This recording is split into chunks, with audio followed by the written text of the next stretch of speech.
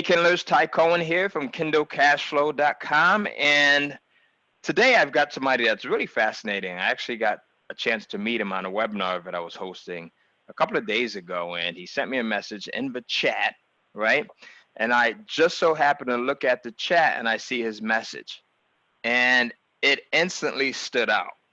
So I'm going to leave you guys right there with that open loop, right? And then I'm going to step back. In life, things happen for a reason. I truly believe that, right? Sometimes they're good things, sometimes they're bad things. And if we really just pay attention, we can really get to understand why things happen overall. And this webinar that I was on the other day, as I mentioned, I was kind of hosting it, but I was going to have my team fully host the webinar. So I actually was not even going to be present. I was just going to be in the background. And we kind of had a little snafu on the webinar. I had to jump in, and as a result of jumping in, I ended up seeing my guest's question in the comments box. And from then, after the webinar, we kind of spoke for a few minutes. I got to know a little bit more about him. And ever since then, I've been thinking about the conversation that we had. And I want to share some of that with you guys, because I think just as I did, you'll get a lot out of it. So I'm going to bring him on right now.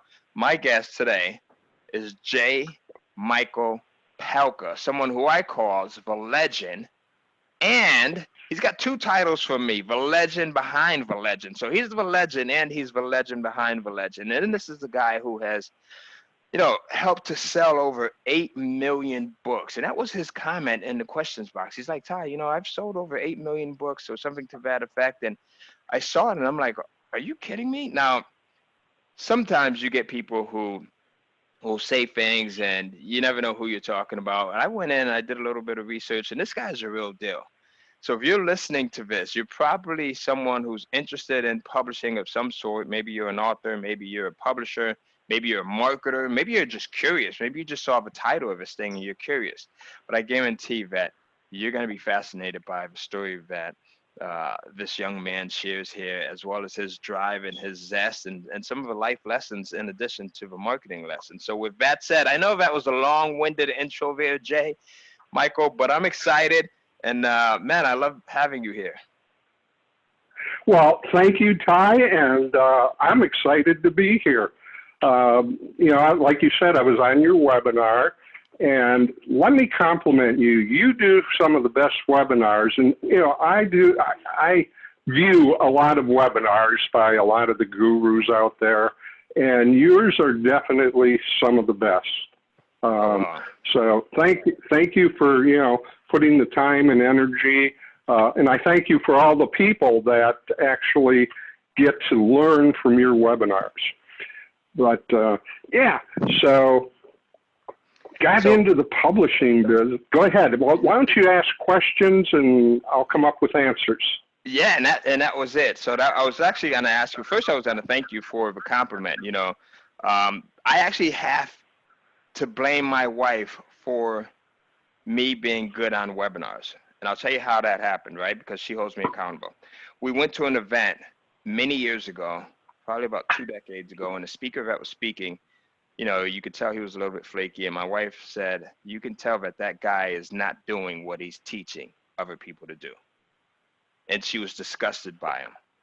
And I said, I never want to be that guy.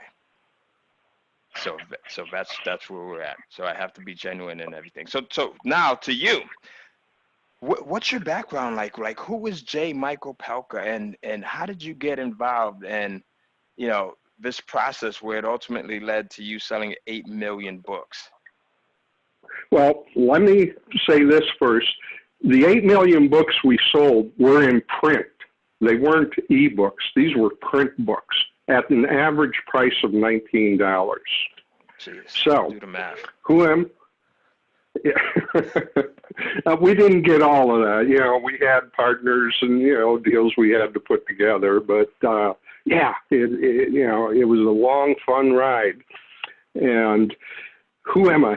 Okay, I was born in Detroit, Michigan. Moved to San Diego about 40 years ago, and have been an entrepreneur all my life. I come from an entrepreneurial family. Parents, grandparents, aunts, uncles, they were all entrepreneurs. So I grew up in that environment, and I just have this insane curiosity about people and that. And marketing was just something I fell in love with at a very, very young age. And then out here in San Diego, I had been in a number of different businesses, started up. And I don't want anybody to think that everything I did was a success. Because believe me, I French kissed the sidewalk a few times along the way. But those are the lessons that help you when you do succeed. So anyway, I have a lifelong friend, Dr. Bader, and we were in various businesses in the nutritional area because of his background. And the government was always stepping in, and, it just got to the point where we said, we need to build a business where the government isn't going to step in because of this nutritional product or whatever. So we thought about it, and we thought, why don't we go into the publishing business? And he said, yeah, let's do it. So Dr. Bader is not technical per se. So I said, okay, you be the front guy, because prior to getting his doctorate at 39 years old, he was the number 5 salesperson in the country for Electrolux vacuum cleaners. So very strong sales background. And I said, I'll take care of everything else because I have a high technology background. And I thought, okay, what do we want to write about? And I said, look, if we're going to do this, I want to write books about mass markets. It's got to have a mass market. Niche markets are okay, but they're a lot harder. You need to hit that bullseye. With mass markets, you can stumble, trip, and fall, and you're still going to make money. So our first book was called 4001 Food Facts, because he had accumulated all these different facts. Patients would bring them to him, and he'd cut them out of the paper and that. So he wrote the first book, 4001 Food Facts, and I thought, okay, let's book you on some radio talk shows. I thought, okay. So we went ahead, printed our first 1,000 books, and I started contacting radio talk shows. And I would book them on the show as a guest, anywhere from 5 minutes up to 30 minutes. And it took him about 6 shows to get his sea legs, as they say. And after that, it was Katie bar the door. And over the years, booked him on over 6,000 radio talk shows, 120 TV shows, had him on Oprah, Larry King, Fox and Friends, Discovery Channel, had him on QVC for 15 years, and he was eventually installed into the QVC Hall of Fame as the number 2 all-time bookseller. Only person that beat him out was Susie Orman. And ultimately, we ended up with about 8 books that were really hot books. In fact, one of our books sold 3 million copies. And so that's kind of my story. And we also did infomercials. I had a 9-year contract with Book of the Month Club. Anywhere I could go to sell books. I'm the kind of guy that thinks outside the box. In fact, a lot of my friends call me MacGyver because I just come up with things that are very different and unique. So that's kind of my story, Ty. I think what you did was fascinating, because if I heard that correctly, you kind of grew up loving marketing, as I did too. And I think that's why we kind of hit it off when we first spoke. And then, right. So you are more of a marketer, more of a technical guy, and then you had someone who was more of the expert in this certain topic, and you guys come together like peanut butter and jelly, and it makes like this ultimate formula. Is that right? You're 100% right. So I say And that to I'll say, say this. oh, go ahead. Go ahead. No, please go.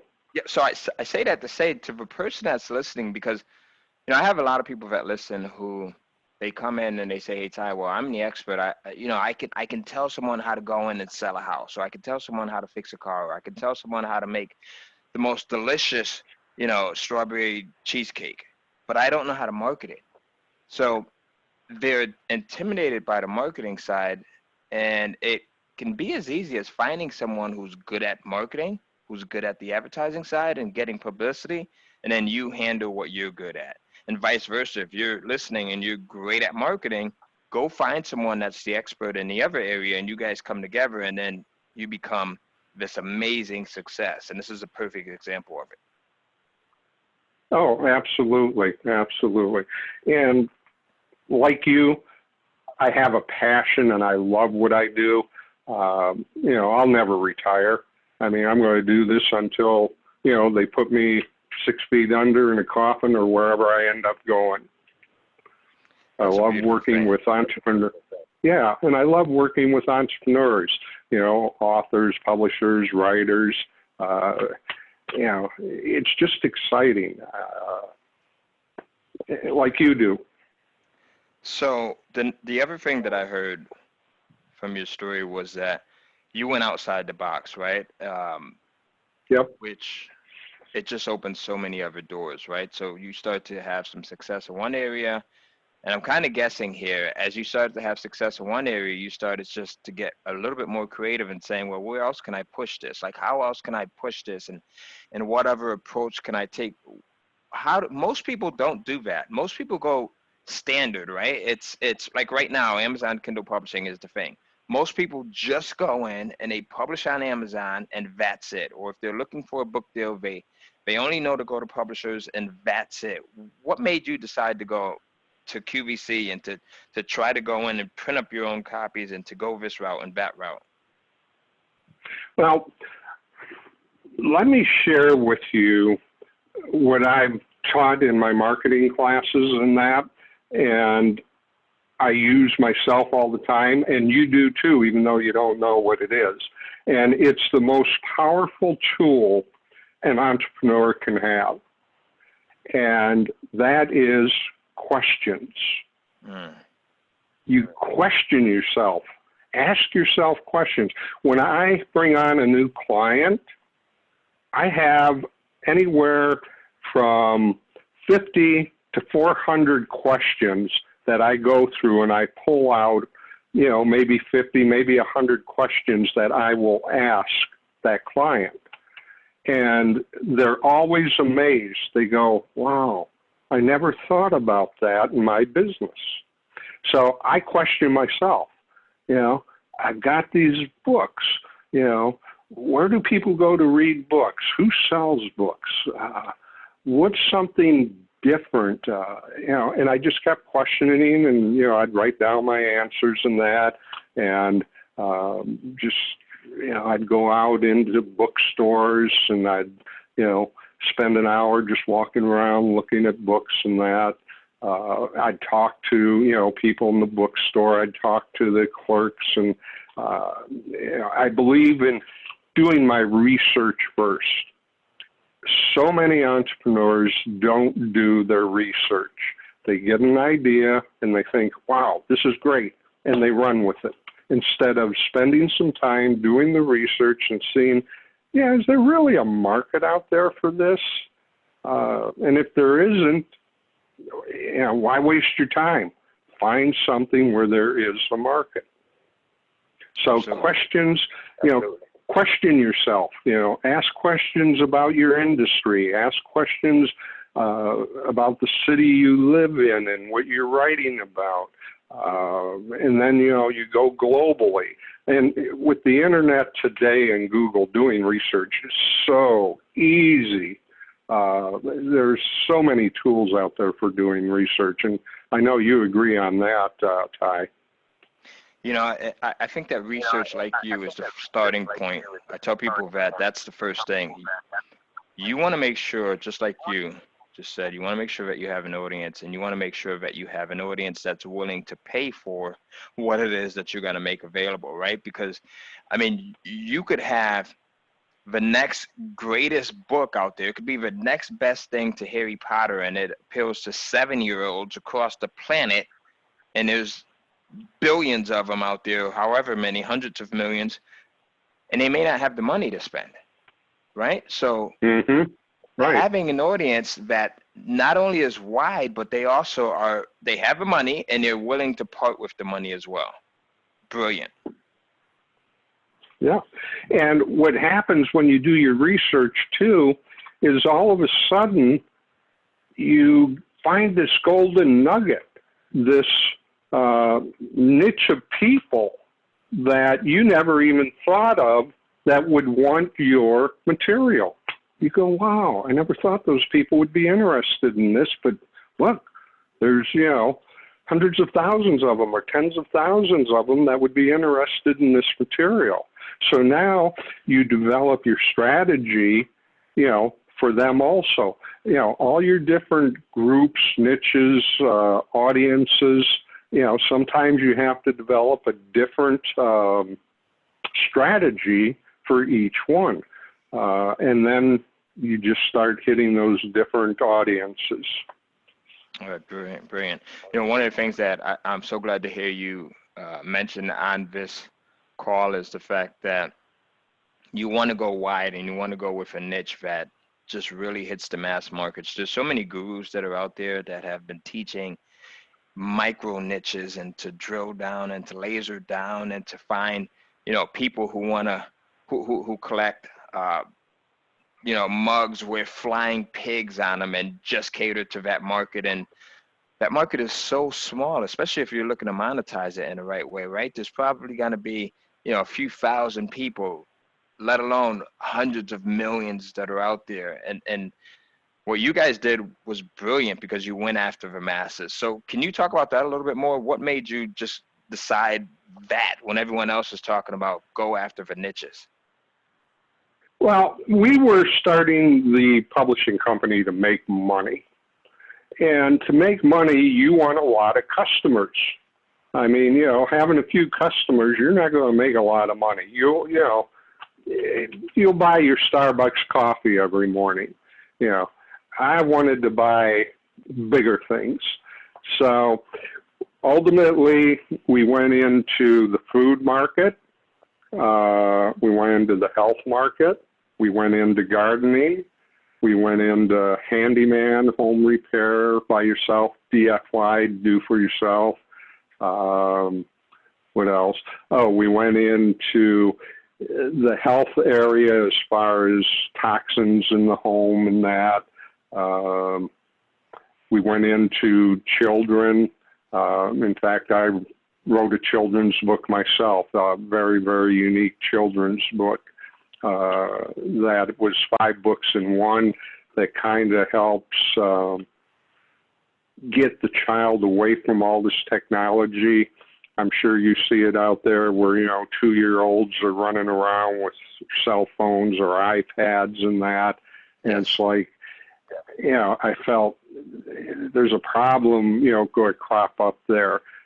These kids need to be socializing. They need to, learn how to play with friends, interact with, adults and that. So my book was all around that arena. Very interesting. But mass markets, again, like I said, you can stumble, trip, and fall, and you're still going to make money in a mass market. As long as, you're out there doing something. Right, and that's the other part, is putting in the work. Yeah. And, Dr. Bader was great at writing the books. I mean, he'd sit there for, 10 hours a day until he got the book done and that. He was good at that. And he's good at formatting the book. That's the only technology he's actually good at. In fact, today, can I give a little plug, or is that okay? No, absolutely. By all means. I was going to ask you to do so anyway. Okay. Yeah, Dr. Bader does ghostwriting today for individuals that have an idea or a thought or, a book inside of them, but they're not sure how to write it. So he loves writing. So he does ghostwriting. I love marketing, so I do consulting with authors, publishers, people interested in getting out there and getting their book into the hands of customers. Very cool. Are you comfortable with sharing contact information? Absolutely. Sure. Let's do it. My email is the letter J, the letter M as in Michael, at marketingwizard.com. That's JM at marketingwizard.com. And if you email me in the subject line, just put heard you on Ty's podcast. Yep. Okay. And then I'll know to get back to you right away. You'll have a priority. I always make sure anybody that comes as a referral gets top priority. And then if you want to give me a call or, call me, you can reach me at 619-800-5501. That's 619-800-5501. And I live here in beautiful San Diego. So if you happen to be in San Diego listening to this, love to meet you for a cup of coffee. That is awesome. I thought I was the only one that was crazy enough to give his phone number out on the podcast. I do that as well. And what I get is, Jay, you'll find that there's some people that will take you up on it, right? And it's a very small number of people out of everyone that listens. And those are the people that we end up usually doing big things with. We end up usually doing some amazing things with. I have a saying, and that is that money loves speed, right? When you have a thought, you act absolutely. On it. Yep. In fact, when I used to teach marketing, I would always tell my students, and I think we talked about this, the three most important things in marketing, number one is testing. Number two is testing. Number three is testing. So many entrepreneurs run out there with their idea, again, without doing the research or without testing their market. And that's why you have so many small businesses that fail. If we do our research, do our testing, we're on the winning side. Absolutely. It gives you a huge advantage. I tell people that every time you test, you run a split test or you test, you're in a sense writing yourself a paycheck, considering that test increases your results over your last control that you had there in place. So let's switch things up a little bit. Oh, go ahead. Okay. By all means. No, I was just going to say, I look forward to you and I becoming very good friends. There's so much I've got to learn from you, and hopefully I'll be able to, share and teach you some things too. But, and like you said at the beginning, the universe works in mysterious ways. It always provides what you need on its schedule, not necessarily yours. And you came into my life at a particular time, and it's great. I love it. I mean, it's happened to me so many times throughout my life. And like I said, I'll share stories with you in private that will just blow you away. So how we going to kick it up? That's awesome. Okay, let's do it. So now, let's switch gears a little bit to the person that's listening right now, right, who's looking to sell more books. If you had to give them, 1 to 3 things to focus on, what would that 1 to 3 things be? So for the person that's listening right now, they're an author, they're a publisher, they're considering putting their book out there, and 1 to 3 things that you've done, what would you suggest? Okay, like we talked about, have you researched your market? I mean, is there a market for what you've written about? Do you want to make money with this, or is this just, an ego thing that you just want, your information out there. Money isn't important. If money isn't important, and it's a niche market, I would absolutely just go for it. It's going to take a little more work on your part, but do it. And probably the second thing is do a lot of reading. Read, all the, things you can about your niche. Go to the bookstore, buy other books on your niche. Who's your competition? What are they writing about? Who are they marketing to? Again, part of your research is your competition, because you're going to learn a lot about your marketplace from your competition. And every now and then you're going to find a golden nugget. And by that I mean, wow, they're not doing this. And this is important to my audience, and they're not doing it. And you'll learn that from, again, studying them and finding out what they're doing and what they're not doing. So reading, getting to the bookstores, finding out who your competition is. And then number 3, get your pad and your paper out and just start doing a brain dump.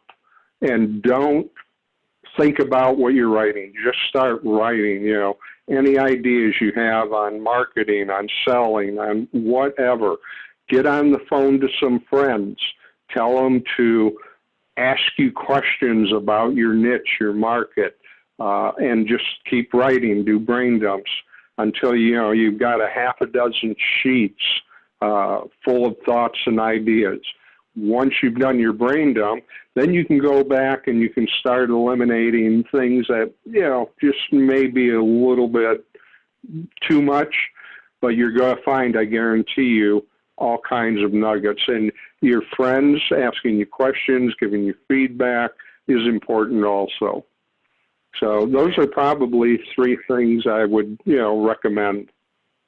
I love it. I love it. Do you think learning marketing is important to someone that's looking to write or self-publish a book? Only if they're going to do everything themselves. Got it. And even if they, even if they're not doing everything themselves, a little bit of knowledge in the marketing arena is important. And I mean that from this standpoint, because if they're bringing in somebody to help them from the marketing standpoint, you want to be able to have intelligent discussions with them. You want to get a feeling for, at least knowing a little bit about what they're going to be doing. I think that's smart. And I also think because so many people get marketing and advertising and branding mixed up, it's very important to know at least a little bit of what they're going to be doing. When I hire someone, I started out with saying, I'm hiring you to do this because I necessarily don't have the time or the total expertise in it, but I do know a little bit of it, so you can't pull the wool over me, over my eyes. Right, and yeah, and I always do a brief. And for those of you who don't know what a brief is, it's basically a detailed document of exactly what I'm looking for. And when I write a brief for somebody, like for my book cover designer, when I want a cover designed, I'll spend 2 days. I'll do my initial rough brief, and I'll come back and look at it 3 or 4 different times over a 2-day period and make adjustments, add and delete things.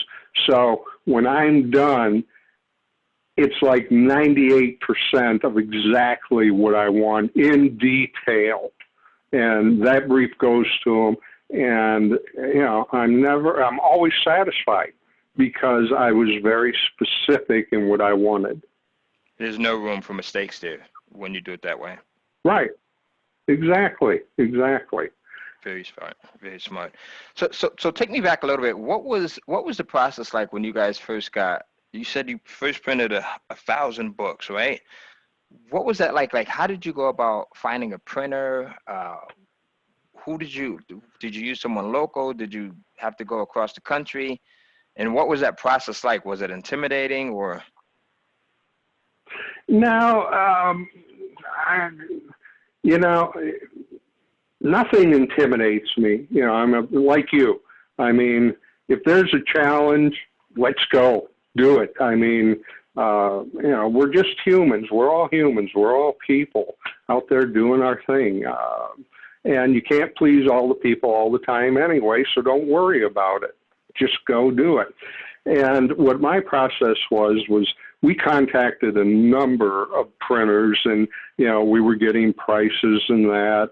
And ultimately, we decided on a printer and sent them the book. You know, we had to have it formatted in a particular way and everything. And we sent him the book. He gave us a great price to begin with. We got our 1,000 books. And that's a story in itself. When Dr. Bader, you know, wrote the book, he had like 164 typos or errors in it. All right. He didn't have the software that did a lot of the proofing and editing and that back then. So we'd start, you know, I'd book him on the show and we'd start selling books, and we did our own fulfillment, everything. I mean, this was a two-man show totally.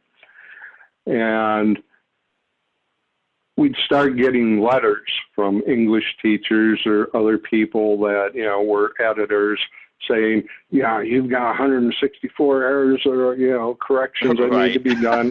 But it's a bestseller. Yeah, but nobody ever returned the book because the information was solid. I love it. So, you know, it was funny. I mean, I'd get these letters and I'd go, well, where's the book? You want your money back? I guess not. No, I'm just here to criticize here. I'm going to critique your book, but I'm going to keep the information because it's awesome. Yeah, exactly. And if you'll notice, the types of books we write are mass markets, but they are also evergreen. Oh, that's amazing. I love that fact that you brought that up. Go ahead. Yeah, because now the information was good 50 years ago, and it will be good 50 years from now. At least, you know, 95% of it. Some things will change due to technology and that, but our books are evergreen. In fact, we just recently updated all of our copyrights and updated the books and everything with color and all kinds of different things. So, yeah, it's exciting. Yeah. That's pretty cool. So, I'm glad you talked about the fact that you guys had typos in the book and everything else, and you just still put it out there. Like so many people like get paralyzed by just trying to make it too perfect. I just lost a buddy of mine. I spoke to his sister last night, and a young guy, he was 45 years old. He passed in his sleep. He had a heart attack, and they found him in bed 2 days ago. But this guy, I met him about 10 years ago, and we would always talk about marketing. And every time I spoke to him, he expressed his interest in starting an online business, and he knew the ins and outs of it, but he just would never get started. Like, he would never get started because he was trying to make everything too perfect. And I would tell him, his name was Terrell, just put it out there. I mean, like, bro, just put it out there for 10 years. And when I heard that he passed the other day, that was the first thing I thought about. I'm like, geez, you know, he never got a chance to like really live his dream because he was trying to make it too perfect. So I'm glad to hear that you guys threw it out there. You had the mistakes in the book, and you know, you put it out there, you did well, and you still had time to go in and correct it. So that's beautiful. Yeah, you know, yeah, you know, I was a perfectionist, you know, when I was younger, and you look back and you go, wow, you know, you miss a lot of opportunities by being this perfectionist. Now, do I want my doctor when he's operating on me to be a perfectionist? Right. Absolutely. You know, do I want the guy that's building a bridge that I'm going to drive over to be a perfectionist? Yeah. But, you know, writing a book, or doing an online business or something that isn't going to harm or hurt anybody, get out there. Just put it out there. That's how you build your business. It's from mistakes that get you to the next step. Oh, I made this mistake. Won't make it again, but now I'm up here and I keep, So just put it out there. Do it. If you have an idea, test it. Get it out there. And let me give you, I'm sorry to hear about your friend. It's always terrible. A little bit of nutritional advice for your listeners. A lot of people die from heart attacks in their sleep, and there's a way to prevent it. And I do it every night, and that's drink water. Have water on your bedside. If you wake up in the middle of the night, take a few gulps. Drink some water before you go to bed. Science has shown that drinking water during the night decreases heart attacks while you're sleeping. That's a relief to hear, because I keep 2 bottles of water on my bathroom counter, and I keep 2 on my nightstand. I actually have been doing that for a while, so that's another thing that we have in common. That's beautiful to hear there. Now, yeah, I want to close this out with asking you 2 last questions. And you talked about some of the mistakes. I've made a ton of mistakes, Lord knows, and I haven't even sold 8 million copies of a book, of a single book, or of a collection of books. So I know that anyone that's successful has made some mistakes. So what would you consider to have been one of your biggest mistakes?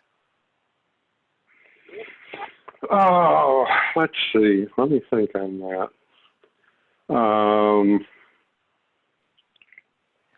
And I'm asking because most people, they'll listen to a story like this and they'll think, okay, everything's been rosy, right? Everything's been beautiful. But you and I, or anyone that's had success, that there's a ton of mistakes because you've tried a lot of things, right? And not everything works well. Well, in negotiating some of my deals, I didn't negotiate them right. I didn't get a win-win situation. And honestly, I probably should have walked away from them. But I don't know if it was what it was that caused me to go ahead with it, when somewhere deep inside me I knew it wasn't the right thing to do, but I did it anyway. And it ended up costing us ultimately. Let's see, other mistakes. So listening to your instinct there. Yeah, listening to your instinct. Boy, I know I've made other mistakes in this business. And again, the mistakes, a lot of them came from testing things. And, I test some advertising. I'm a top copywriter. So in copywriting, I always test my copy. Well, some of it would bomb so bad, it was like, oh, wow, boy, did I miss the mark there. But again, from that, I learned. And as I progressed, it got better and better to the point where, all right, I'm right on here. Very cool. Very cool. Well, let's take it in another direction. Okay. What has been one of your biggest wins as a result to selling books? Oh, the biggest win was probably QVC and an infomercial. The last infomercial that we did, and again, this was done by an infomercial company, so, we only received small royalties. But one of our books did $9 million in sales from that infomercial. Oh, wow. Okay. So that was a win. And I had a thought on another something else, and it disappeared. Not a problem. We'll definitely be having you back. I mean, this was an awesome interview here. I really love the content. I love everything that you had to share. And I love you as an individual, your personality. You've just got a great personality there, which I think many of our listeners will agree to. So listen, folks, if you are listening to this right now, there's so many nuggets that, I was here in the background taking notes. That's probably why you noticed I was so quiet, because usually I talk a little bit more during these interviews, but I was just soaking it all up. And there's a few things that really stuck out here, right? And that is going after mass markets, right? There's so many guys that are out there and that will tell you, you go after the niches, the small niches. That's fine if you're doing this out of passion and if you're not looking to make a ton of money. But the mass markets are where the money is, right? And then the second thing that J. Michael said that really stood out to me out of the many things was evergreen, right? Looking for something that is going to continuously sell, something where you'll have to just go back and tweak it just a little bit, right? And then that third thing is don't be perfect. Just get it out there, especially now with the digital age of Kindle publishing and everything else that's available. You can easily go back and edit your content now. It's not like when you're printing physical books, you go in, you print up 5,000 copies, and then, it takes a little bit more effort to go in and correct those mistakes. And then the final thing, which I think every single one of us can benefit from, was to make sure that you drink that water, especially at night before you're going to sleep, because that will allow you to live a little bit longer, hopefully, and to accomplish many, many more of your dreams. So with that said, J. Michael, this was amazing, man. I'm glad that we were able to get you on, and I can't wait to have you on for part 2 and part 3, and I'm sure there'll be like a part 5, 6, and 7 over the years as well. You've got so much to share here. All right. Absolutely. And thank you very much, Ty, for having me on. And, I just want to wish all of your audience out there the best in their projects. If there's anything I can do to help, you got my number, you got my email. Love helping people. And I'm looking forward to an incredible friendship with you, Ty. I think we're going to, we're going to have some great brainstorming sessions, and we're going to help each other and help other people out. So again, thank you very, very much. Absolutely. And guys, contact Jay. I mean, listen, you have his information. How many people do you know who have this expertise, right? And who has the wisdom that he has, who freely gives you their contact information? We're always looking for, that entry. We're looking for the advantage. You now have an advantage. But when you contact him, right, his time is valuable, your time is valuable. Make sure you come with something that's of substance, and make sure you get ready to put it into action, because he's got some things that'll really help you out there. J. Michael, I appreciate you, and this is going to be an amazing relationship from here on. Guys, if you're listening, make sure you go in and comment which of the many tips that Jay shared with us today do you like the most? Which one are you going to immediately implement? Which one did you get the most valuable insight from? And what was your biggest takeaway? All right, so go ahead and comment below. You'll see a comment box below this video. If there's a video that you're going to be watching, or an audio, if you're listening to the podcast, we're going to be sharing this all over the place. And last but not least, if you're interested in Kindle publishing, make sure you visit www.kindlecashflow.com to get the free 3-step video that I have that shows you how to, number one, go in and conduct market research, which is something that Jay is adamant about, right? To make sure that you have a market that's willing to buy your product. And then number 2, how to actually get the product and the content created. And then number 3, how to make it available on Amazon's Kindle Direct Publishing platform. This is Ty Cohen for KindleCashFlow.com, and I'm signing out. Thanks for listening.